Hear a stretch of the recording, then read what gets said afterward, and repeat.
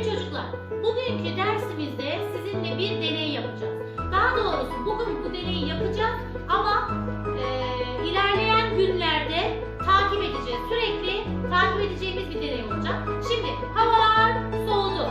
Havalar soğuyunca siz ne olmaya başladınız? Üşüyünce ne oluyorsunuz?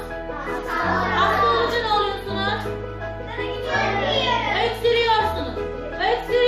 Öksürdüğünüz için şimdi size evdeki malzemelerle yapabileceğimiz bir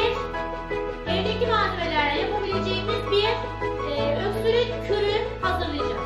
Şimdi bunun için siyah turpa ihtiyacımız var ve mala ihtiyacımız var.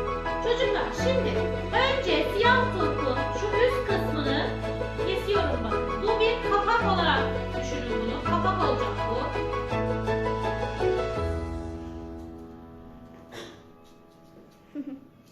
Evet. Dikkatli kesmemiz gerekiyor.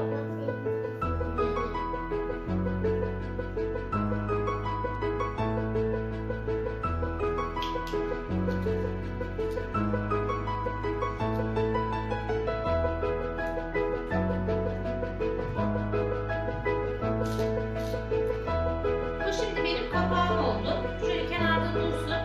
İçini arkasını da keseceğim böyle birazcık.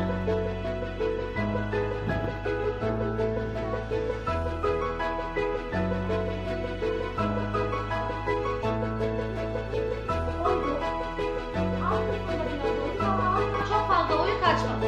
Şimdi bu turpumuzu bir cam bardağa koyuyorum. Neden cam bardak olduğunu söylersem çünkü bunu birkaç gün biz gözlemleyeceğiz, bakacağız. Cam bardakta daha rahat görebiliriz.